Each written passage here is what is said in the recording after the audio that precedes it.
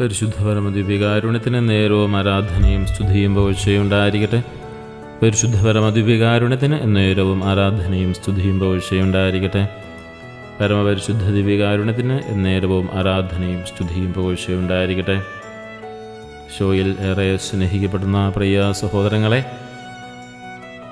ഈ ആരാധനയുടെ മനോഹരമായ നിമിഷത്തിൽ നമ്മെ അഗാധമായി സ്നേഹിക്കുന്ന ഈശോയുടെ തിരുസന്നിധിയിൽ ആയിരിക്കുവാൻ നമുക്ക് പ്രത്യേകമായി ശ്രദ്ധിക്കാം. അവിടുന്ന് നമ്മെ സ്നേഹിച്ചു.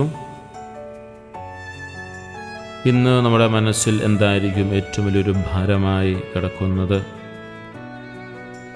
നാളത്തെ സുരക്ഷിതത്വത്തെക്കുറിച്ചുള്ള ആശങ്കയാകാം, എന്തെങ്കിലുമൊക്കെ നഷ്ടപ്പെടുമോ എന്നുള്ള ഭയമാകാം. അങ്ങനെയുള്ള ചിന്തകൾ പലപ്പോഴും നമ്മുടെ സന്തോഷം കവർന്നെടുക്കുന്നതായി നമുക്ക് കാണാം. സമ്പാദിച്ചതെല്ലാം ഒരു നിമിഷം കൊണ്ടും രോഗമായോ കടമായോ ദുരന്തമായോ ഇല്ലാതാകുമോ എന്ന ഭയം. എന്നാൽ ഈശോയുടെ വചനം കേൾക്കാൻ നമ്മൾ ഒത്തുകൂടുമ്പോൾ അവിടെ നമ്മെ ഈ ഭയത്തിൽ നിന്നും, എല്ലാവിധ ഭയത്തിൽ നിന്നും മോചിപ്പിക്കുവാനായിട്ട് ആഗ്രഹിക്കുന്നുണ്ട്. ഒരു ശാശ്വതമായ നിക്ഷേപത്തിൻ്റെ സ്നേഹത്തെക്കുറിച്ചാണ് ഇന്ന് ലൂക്കായുടെ സുവിശേഷം 12-ാം അധ്യായത്തിൽ ഈശോ നമുക്ക് കാണിച്ചു തരിക. ഒരു ഭൗതികമായ ആശങ്കകളെക്കുറിച്ച്, ധനത്തെക്കുറിച്ചുള്ള അത്യാഗ്രഹത്തെക്കുറിച്ചൊക്കെ ഈശോ സംസാരിക്കുകയാണ്. അവിടെ നമ്മളിവിടെ പറയുന്നു, നിങ്ങൾക്കുള്ളതെല്ലാം വിറ്റ് മറ്റുള്ളവർക്ക് നൽകുക, പഴകിപ്പോകാത്ത സഞ്ചികളും സ്വർഗത്തിൽ തീർന്നു പോകാത്ത നിക്ഷേപവും നിങ്ങൾക്കായി സമ്പാദിക്കുവിൻ.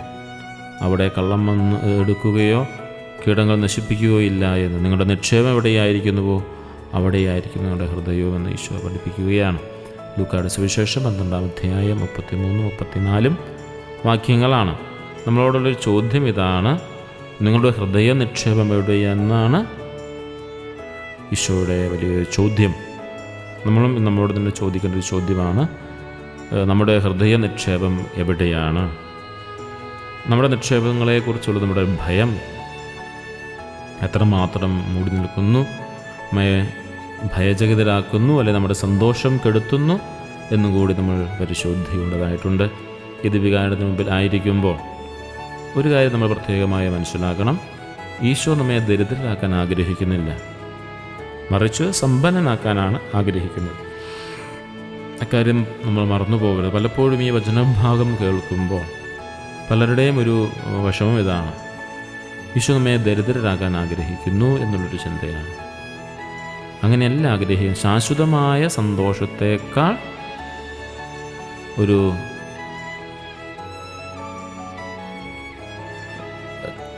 ചിന്ത തമ്പുരാൻ നമുക്ക് നൽകുകയാണ്. ഒരു ശാശ്വതമായ സന്തോഷം അത് നമ്മുടെ ജീവിതത്തിൽ ആവശ്യമാണ്.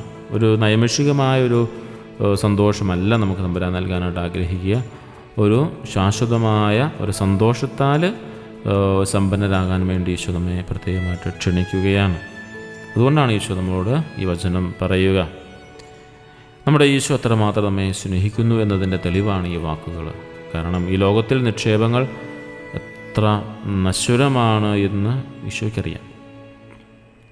നമുക്കത് വളരെ വിലപ്പെട്ടതാവാം, ഒരു പരിധിവരെ നമ്മളത് വില കൽപ്പിക്കണമെങ്കിലും അതിനപ്പുറം വിലയുള്ളതുണ്ട് എന്ന് നമ്മൾ തിരിച്ചറിയുമ്പോഴാണ് ഈ ലോകത്തിലെ നിക്ഷേപങ്ങൾ നശ്വരമാണ്, വിലയില്ല എന്നുള്ളതല്ല, നശ്വരമാണ് എന്ന് നമ്മളും അറിയുക. ഈശോ നമ്മുടെ ഹൃദയം തകരാതെ, നമ്മൾ നിരാശയിലേക്ക് വീഴാതെ നമ്മെ രക്ഷിക്കുവാൻ ശ്രമിക്കുന്നുണ്ട് എന്ന കാര്യം പ്രത്യേകമായിട്ട് ഓർക്കാം. നമുക്ക് ഈ നിമിഷം ഒന്ന് സാവധാനം ദീപികാരണ സന്നിധിയിൽ ഒന്ന് ചിന്തിക്കാം. എൻ്റെ ഹൃദയം എവിടെയാണ്?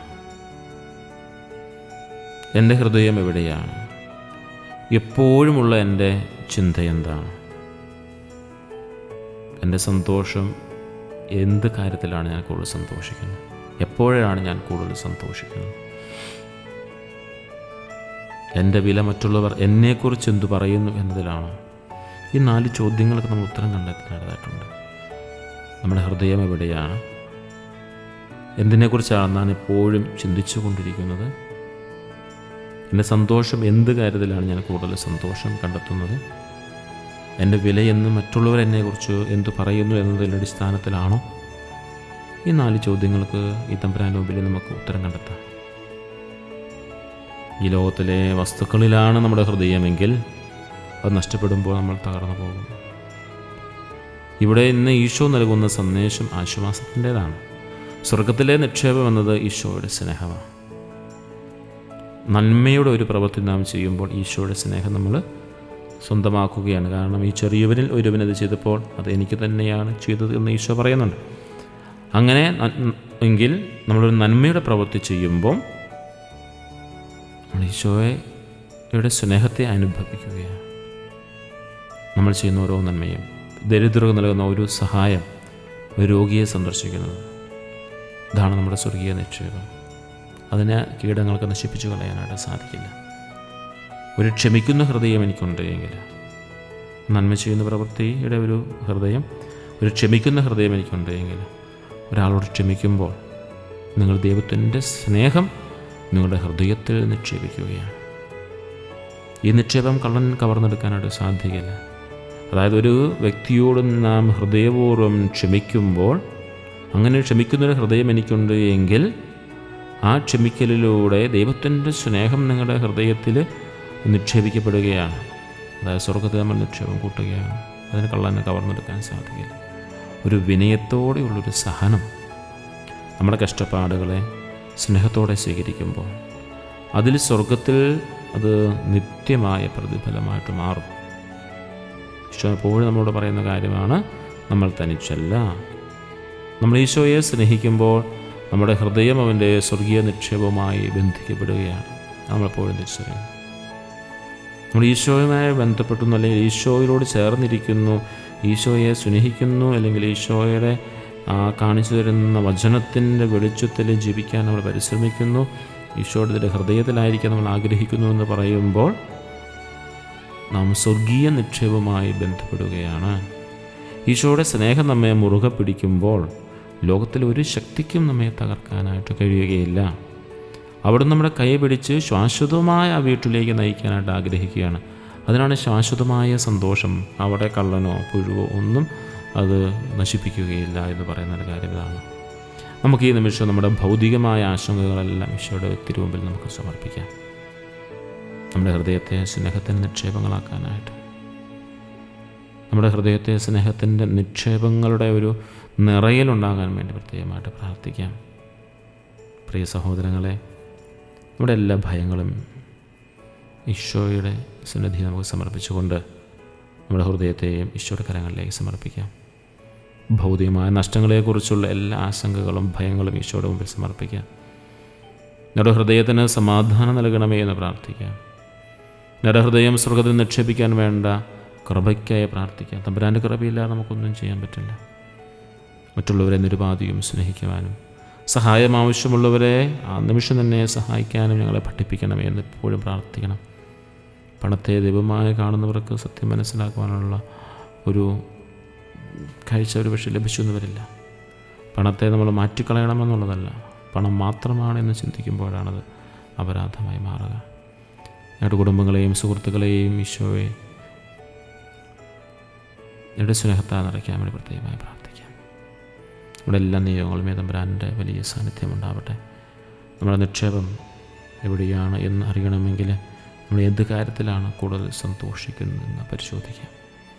പരിശുദ്ധ പരമദ്വീപികാരുണ്യത്തിന് എന്നേരവും ആരാധനയും സ്തുതിയും പോഴ്ചയുണ്ടായിരിക്കട്ടെ. പരിശുദ്ധ പരമദ്വീപികാരുണ്യത്തിന് എന്നേരവും ആരാധനയും സ്തുതിയും പോഴ്ചയുണ്ടായിരിക്കട്ടെ. പരിശുദ്ധ പരമദ്വീപികാരുണ്യത്തിന് നേരവും ആരാധനയും സ്തുതിയും പോഴ്ചയുണ്ടായിരിക്കട്ടെ. നമ്മുടെ കർത്താവ് ഈശോ മിശിഹായുടെ കൃപയും പിതാവായ ദൈവത്തിൻ്റെ സ്നേഹവും പരിശുദ്ധാത്മാവിൻ്റെ സഹവാസവും നമ്മളെല്ലാവരോടും കൂടി ഉണ്ടായിരിക്കട്ടെ, ഇപ്പോഴും എപ്പോഴും എന്നേക്കും. ആമേൻ.